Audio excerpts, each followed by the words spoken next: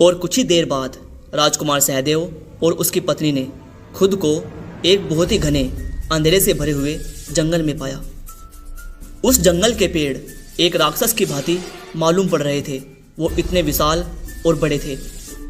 ये कैसा जंगल है सहदेव?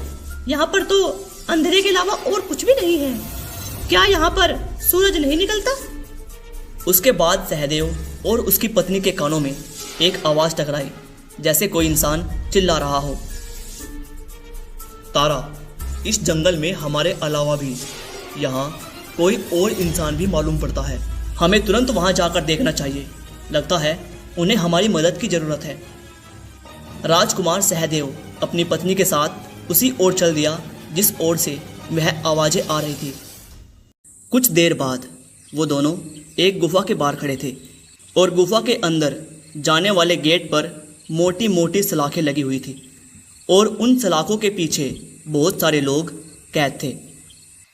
और जैसे ही भीमा की नज़र राजकुमार सहदेव पर पड़ी तो वो उन्हें देखकर चिल्लाने लगा, राजकुमार जयदेव, राजकुमार जयदेव, हमारी मदद कीजिए। मैं भीमा हूँ, मुझे यहाँ से निकालिए। अरे हाँ, तुम तो भीमा हो जिनका आज महाराज बेसब्री से इंतजार कर रहे थे, पर तुम यहाँ फंसे कैसे? उस जादुई उल्लू ने मुझसे एक सवाल पूछा और जैसे ही मैंने उसका जवाब दिया तो खुद को अचानक से इस गुफा में पाया। और यहाँ इस गुफा में मेरी ही तरह बहुत सारे इंसान बंद थे। राजकुमार जयदेव ने जैसे ही अपनी तलवार से उन सलाखों को तोड़ने की कोशिश की, अचानक उन सलाखों में से बिजलियाँ निकलने लगी, जिनके कारण से राजकुमार सहदेव पीछे की तरफ गिर पड़े। ए जी, आप ठीक तो हैं? अचानक से वह गुफा गायब हो गई और साथ ही साथ वो सारी आवाज़ें भी। और राजकुमार जयदेव और उनकी पत्नी ने खुद को एक सुंदर से तालाब के किनारे पाया और उसी तालाब के किनारे एक बूढ़ी औरत गुमसुम चुपचाप बैठी हुई थी। उन दोनों को देखकर वह बूढ़ी औरत उदासी भरे लफ्जों में बोली, लगता है तुमने उन सलाखों को तोड़ने की कोशिश की होगी। तुम्हें कैसे पता? उन सलाखों को तोड़ने की जो भी कोशिश करता है वो यहीं पहुंच जाता है। दादी माँ, आखिर इन सब का रहस्य क्या है? कहते हैं बेटा कि एक समय में ये अंधेरे से भरा हुआ जंगल एक बहुत ही सुंदर जंगल हुआ करता था और इस जंगल में एक बहुत ही सुंदर रानी राज करती थी। लेकिन एक दिन एक तांत्रिक इस जंगल में एक बुरे इरादे से आया और उसके जंगल में आते ही सब कुछ खत्म हो गया। तुम्हें अगर बाहर निकलना है और उन सभी लोगों को आजाद कराना है तो तुम्हें उस तांत्रिक को खत्म करना होगा। तो मुझे बताओ दादी माँ, वो तांत्रिक कहाँ मिलेगा? यहाँ से कुछ ही दूर एक बहुत पुराना खंडर है। कहते हैं उसने अपनी पाप से भरी हुई दुनिया वहीं बसा रखी है। दादी माँ, आप चिंता मत करिए, मैं उसे खत्म कर दूंगा। बेटा ध्यान रखना, वो तुमसे एक सवाल करेगा पर तुम उसका जवाब मत देना। लेकिन तुम उससे एक ऐसा सवाल करना जिससे वो उस सवाल को हल करने में कुछ देर के लिए उलझ जाए और तुम्हें उसी मौके का फायदा उठाकर उस पर वार करना है। राजकुमार बिना देरी किए अपनी पत्नी के साथ उसी खंडर की ओर चल दिया। उन्हें एक पहाड़ी पर एक सुनसान और टूटा हुआ खंडर दिखाई दिया।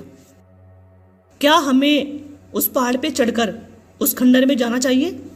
अगर हमें रहस्यों के परतों की गहराई में उतरना है और उन्हें सुलझाना है तो हमें उस खंडर के अंदर जाना ही होगा। क्या उस बूढ़ी औरत की बात पर भरोसा किया जा सकता है? तारा, हमारे पास और कोई रास्ता नहीं है। इतना कहकर वो दोनों खंडर की ओर चल दिए और कुछ ही देर में वो दोनों उस टूटे हुए खंडर के मुख्य गेट पर खड़े थे। राजकुमार जयदेव और उसकी पत्नी तारा ने जैसे ही दरवाजे के अंदर प्रवेश किया, अचानक दोनों ने अपने आप को एक काल कोठरी के अंदर खड़ा हुआ पाया। उस गुफा के अंदर एक बाबा काले कपड़े पहने हुए बैठा हुआ था। लगता है और यहाँ पर सिर्फ मेरा आदेश चलता है। अगर अपनी पत्नी को बचाना चाहते हो तो मेरे सवाल का सही जवाब दे दो। तांत्रिक ने इतना कहा ही था कि राजकुमार जयदेव ने खुद को खंडर के ऊपर खड़ा हुआ पाया, जहां पर वह तांत्रिक उसे मुस्कुराता हुआ देख रहा था। तुम्हें क्या लगता है कि तांत्रिक को हराना इतना आसान होगा? क्या तुमने देखा नहीं, तुम्हारी पत्नी को मैंने बैठे बैठे गायब कर दिया, और तुम्हारी पलक झपकने से पहले ही मैं तुम्हें इस खंडर के ऊपर ले आया। पता है मैं तुम्हें यहाँ क्यों लाया हूँ? ताकि मैं तुम्हें यहाँ से धक्का देकर तुम्हारी जान ले सकूं। तभी राजकुमार जयदेव हंसता हुआ उस तांत्रिक से बोला, तुम दूसरों से बहुत सवाल करते हो, तो क्या तुम मेरे एक सवाल का जवाब दे सकते हो? बोलो बोलो ना, चुप क्यों हो गए? राजकुमार जयदेव की बात सुनकर वह तांत्रिक बुरी तरह चौंक पड़ा। मेरे बस इतना सा कहने पर ही तुम चौंक पड़े? तुम तो एक बहुत बड़े तांत्रिक हो, तो बताओ ना, क्या तुम मेरे एक प्रश्न का उत्तर दे सकते हो? अगर नहीं दे सकते तो इस जंगल को हमेशा के लिए छोड़कर चले क्यों नहीं जाते? बोलो, कुछ तो बोलो। अच्छा तो ये बात है, तांत्रिक सब जानता है। पूछो, क्या पूछना चाहते हो? तुमने कुछ ही देर पहले गुफा के अंदर मुझसे एक सवाल पूछा था कि आसमान में कितने तारे हैं, और अब मेरा सवाल सुनो। बताओ, मेरे सर पर कितने बाल हैं? तांत्रिक जयदेव के बालों को बहुत गौर से देखने लगा। उसके देखने के ढंग से ऐसा लग रहा था कि जैसे वह जयदेव के बालों को गिनने का प्रयास कर रहा हो, और बहुत ही जल्द बालों की गिनती करने में सफल भी होने वाला हो। और अचानक राजकुमार जयदेव ने अपनी तलवार निकालकर उस तांत्रिक पर वार कर दिया। वार करते ही उस तांत्रिक के शरीर ने एक काली चील का रूप ले लिया, और वह काली चील मर्द होकर वहीं गिर पड़ी। तभी राजकुमार जयदेव ने देखा कि उस खंडर के ऊपर सूरज निकल आया है, और उस अंधेरे से भरे हुए जंगल ने भी एक बहुत सुंदर जंगल का रूप ले लिया।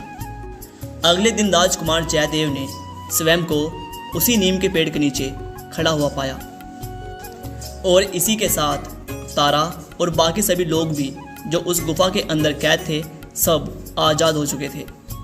और कुछ ही देर में वह उल्लू उड़ता हुआ राजकुमार के पास आकर खड़ा हो गया, और वह एक सुंदर स्त्री के रूप में परिवर्तित हो गया। तुम्हारा बहुत बहुत धन्यवाद राजकुमार। मुझे पता था कि तुम उस अंधेरे से भरे हुए जंगल को पार करके उस तांत्रिक तक जरूर पहुंच जाओगे। मुझे एक बात समझ नहीं आ रही है कि यहाँ पर एक तालाब बहता था, वो कहाँ पर गया? और दूसरी बात, तुम तो इंसानों को पत्थर बना देती थी, फिर वो सब उस अंधेरे जंगल में जाकर उस गुफा में बंदी कैसे बन जाते थे? यहाँ पर इन लोगों का शरीर पत्थर का बन जाता था, और उस अंधेरे जंगल की गुफा में उनकी आत्मा कैद हो जाती थी।